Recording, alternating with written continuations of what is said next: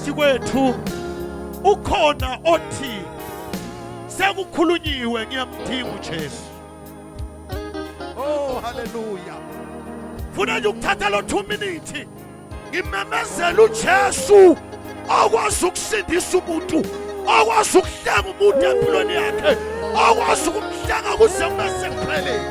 Naku uJesu unabasaya othi ngiyamdinga uJesu sekushunyayelwe aphakamise isandla kuthandazwe naye athi ngokufa kamzukulu kaMthembu ayibona inkosi akwazana nenkosi aphakamise isandla sakhe sithandaze naye. Yebo Nkosi uJesu elithuba silivezela into eyodwa ukuthi ungabi namasaba noma ufike esihlalweni somkhosi ungasho ukuthi abazange banginikezele lithuba ngoba abantu banendlela yokuyilandulela. Ngifuna ukuthandaza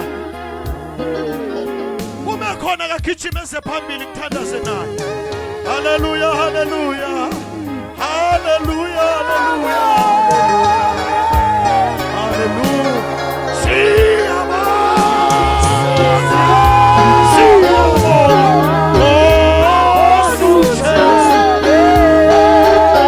Siyabonga baba wethu ongcwele, siyabonga libona phakade, siyabonga kumkane okumkane ukhuluma kahle emini phezu kwempilo zethu.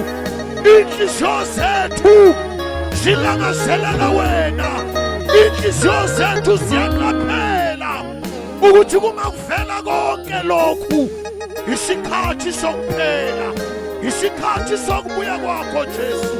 Ngegama lika Jesu Kristu linamandla sishayeleni uNkulunkulu izandla. Haleluya. Sizocela abazalwane nje abangasileke